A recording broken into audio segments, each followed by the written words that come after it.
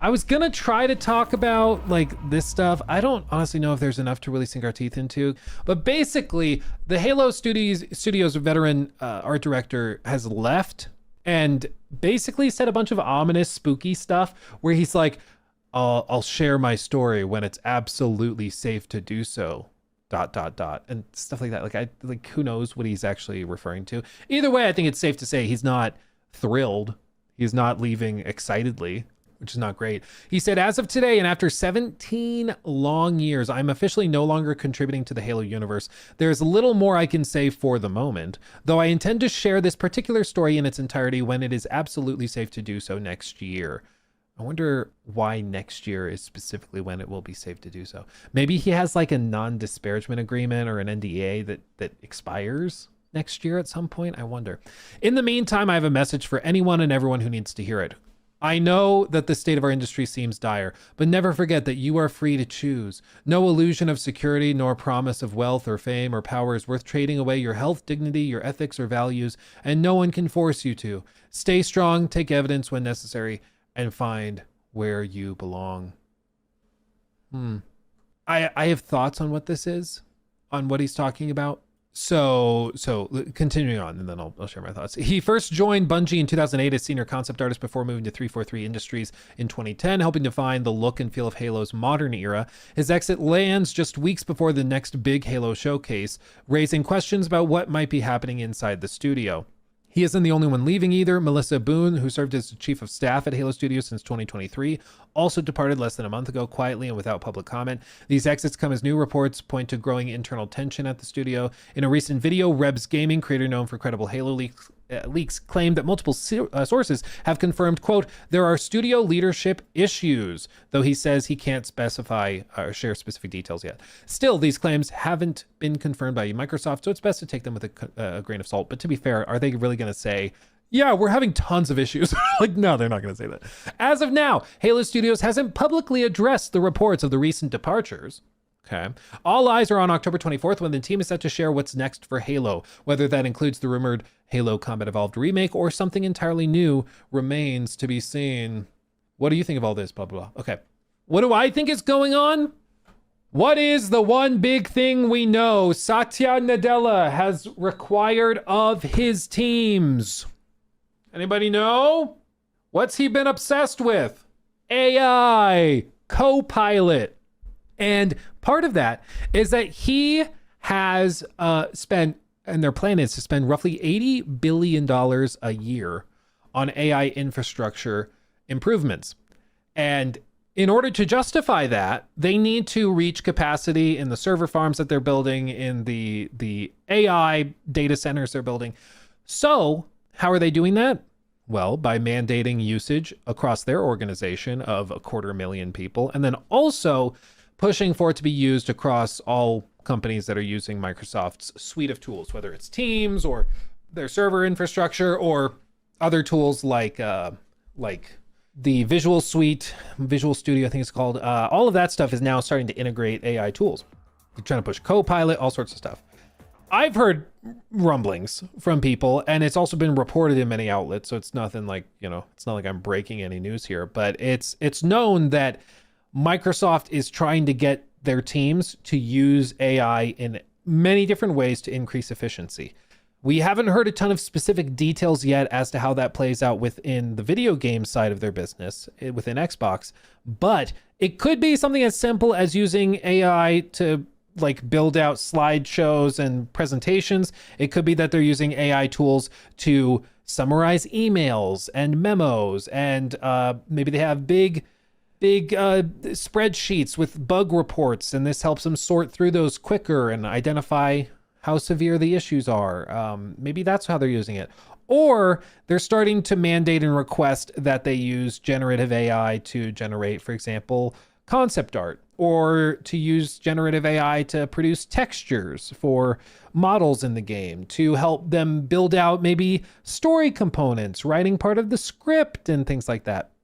And that, if that's what's being requested, that might start to explain why this one specific line was said, which seemed very pointed. Never forget You're free to choose no illusion of security nor promise of wealth or fame or power. So security, you're not going to get laid off if you use our AI tools.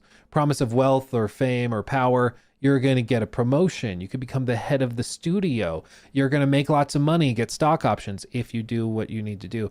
Is worth trading away your health? Okay, that's just general work, you know, if you're trading that. Your dignity, okay, dignity as maybe an artist. Your ethics or values. Like, I think the idea that maybe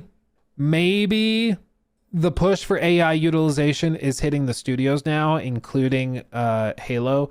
And it's possible that they're even going to try to frame, like, in the marketing push next or at the end of October, that they're going to push it as a game built with AI at its core. Because remember, when Satya is requiring Phil to do stuff, Phil has to do it or Phil's out of a job, and he'll put Sarah Bond in position, who is going to do everything Satya tells him.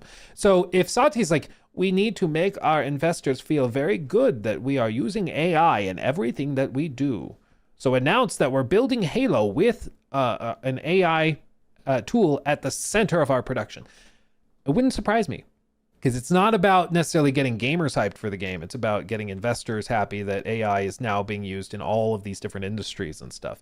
So that's what I'm expecting. I have a gut feeling, let's just say. There's other leadership issues just generally where there's seemingly a lack of direction, which is a common issue with them, I think, for sure. But it would not surprise me if AI tools are being mandated within a lot of these studios, especially within Microsoft, because we know that's a prime directive from Satya. What Satya says goes, and they need to justify $80 billion a year of investment into these new tools. And one of the ways they're going to do that is by doing it themselves and using their own companies and teams to increase utilization of those tools. So, yeah. Yeah, let's pause for a moment and realize that Satya is not for gamers. Do with that what you will. Yeah, I mean, literally, he doesn't care. Okay? This is a business. And for him, it will increase, again, the fiduciary duty of an executive is to increase the value for shareholders. Not to make the customers' lives better, it's to increase the value for shareholders. And if shareholders believe that AI tools are continuing to be used and they're starting to increase efficiency and lower costs, and they think AI is just getting doubled down on even further, that will cause the share price to go up much more than if the Halo game looks pretty good and they don't mention AI. I wouldn't put a lot of money on it, but I'm actually starting to suspect that during this Halo showcase, they're going to be required to like talk about AI tools being used. I'm starting to really wonder. Phil, I'm sure, is telling them that's a bad idea. Don't do that. We can use the tools. Don't tell people about it. Keep it a secret. Stuff like that. I think that that's probably going on behind the scenes right now, but it wouldn't surprise me if that's something they're pushing for. Call it a sneaky suspicion. Call it a gut feeling. I don't care. But I'm starting to really suspect that maybe that's part of what's going on.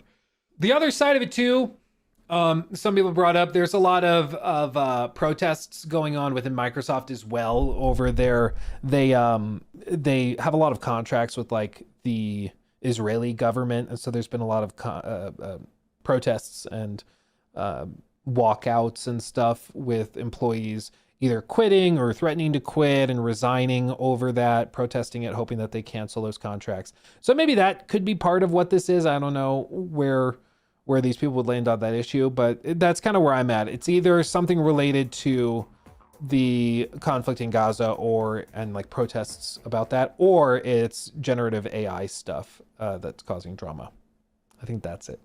We'll probably find out relatively soon. He says he's going to spill the beans next year when it's safe to do so. I don't know. That makes it sound like he feels in danger. I don't know what that would be, but maybe it's just waiting for an NDA to expire. I'm not sure, but we'll see. If it really is scandalous, he could probably just anonymously speak to a journalist, send an email to Jason Schreier or Tom Henderson anonymously, and they'll report it. Like, there's stuff he could do. There are options.